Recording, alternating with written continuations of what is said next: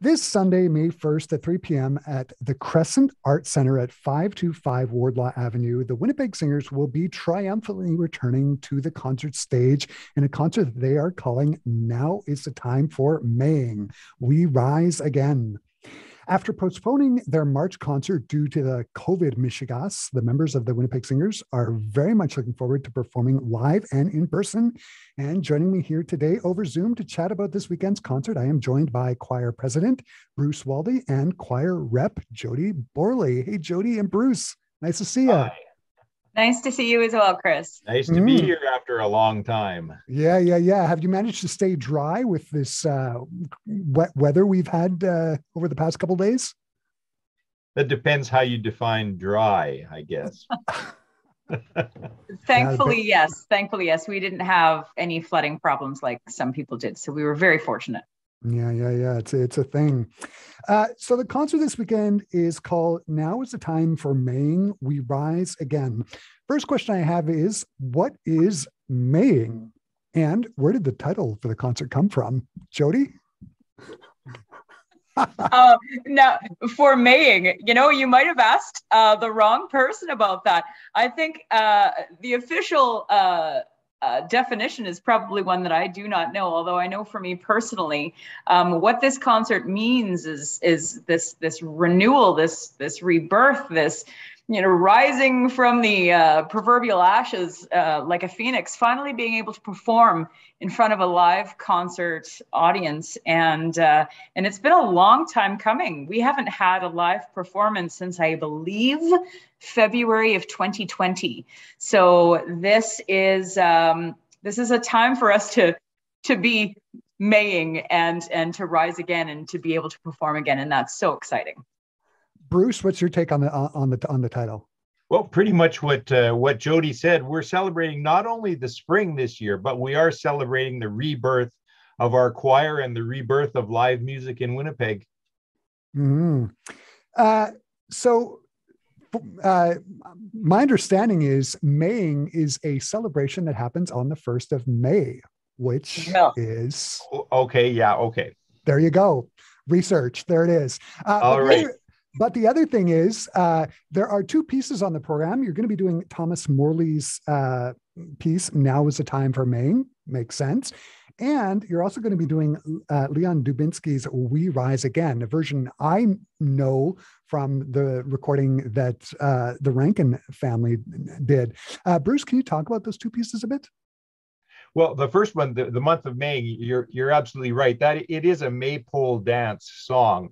It would have been done at the celebration on the 1st of May around a very large pole with ribbons attached to it. And there's an elaborate dance where people weave in and out holding ribbons until all of the ribbons are intertwined around the pole.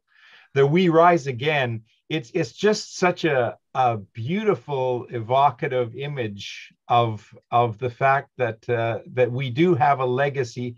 In the song, it's in the faces of our children. It's also in the voices of our songs, and that's how we are rising again. Mm-hmm. Wonderful. So the concert on Sunday really has something for everybody. There's music of Ola Yalo, Elgar, Poulenc, Thomas Morley, and others. But there's also a piece on the program that was written for the Winnipeg Singers. Jodie, can you tell me about the Winnipeg composer Sid Rabinovich's piece, 3 pieces from a Manitoba Songbook? Absolutely. So Sid has been an amazing collaborator, really, with the Winnipeg Singers for quite a long time. He's obviously very important to us as a local composer. And so he put together 3 songs from the Manitoba School Songbook. And they are familiar songs. My personal favorite is What Can You Do with a Drunken Sailor, which I believe is probably a melody that most people would know, even if they weren't familiar with the Manitoba School Songbook.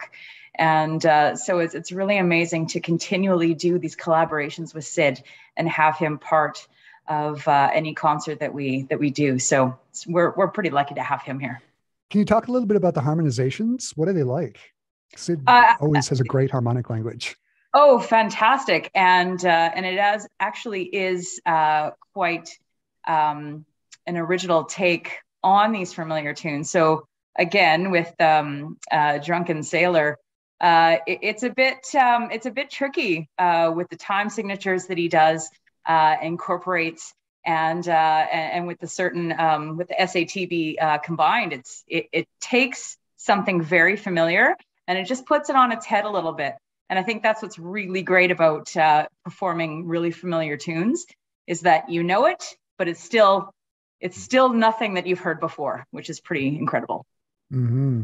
Chris, it might be interesting. It might be interesting to add that the Manitoba School Songbook was a brilliant creation that had a very long history in Manitoba. It was used in all Manitoba schools officially from the 40s probably until the very early 70s. Jodie's not old enough to remember that, but we all sang from that school book. If anyone who was in school during those years would recognize the songs from little red hard-covered book that anybody who sang in Manitoba will remember. So a piece of Manitoba history, that's for Absolutely. sure. Absolutely. Mm-hmm. So there is a lot of Canadian content on this concert, from songs from the Manitoba Songbook. We get to hear some songs from BC. Bruce, I'll ask this question. What can you tell us about the Stephen Chapman piece on the program? It's a very irreverent take on the rough and tumble lifestyle of British Columbia a long time ago. It's describing the wonders of a hotel which may not have been quite up to the standard of what we would expect now. The bit of Manitoba history to go with it. If you remember the New Occidental, which used to be on Main Street, we'll go down 2 steps and you get the hotel in this song. Okay. One of the things, Stephen Chapman, his music is so accessible for singers. I'm going to ask a question of both of you. Jodie, I'll start with you. What is it about Chapman's choral writing that is so attractive for singers? I think it takes us out of our comfort zone a little bit in a very good way. It is lighthearted. It's fun. Clearly, when you hear it, you know that it does not take itself seriously. And it's just a way for choirs to engage really personally with the audience. It's very interactive in that you will certainly get a reaction from the pieces as we sing them. And I think that's really the point, to be fun and light and really engage with the people who are there to see us live. And Bruce, how about you? What is it about his music that you find so attractive?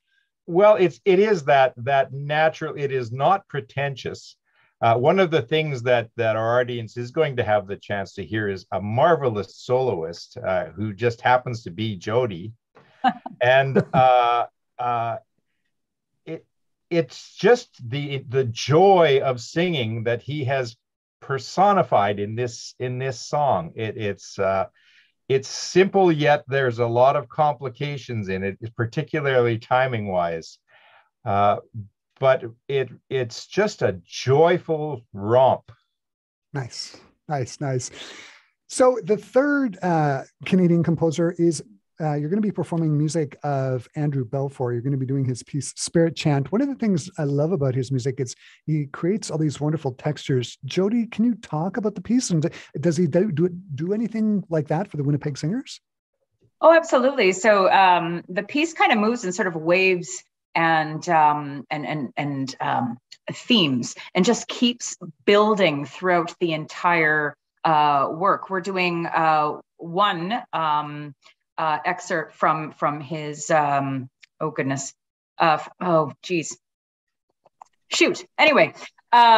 his work that we've done a number of times. This is just one piece from that, and what's really great is that it's a mixture of really lovely piano parts to boisterous, really bright sounding alliteration is maybe the word that I'm searching for, not very well.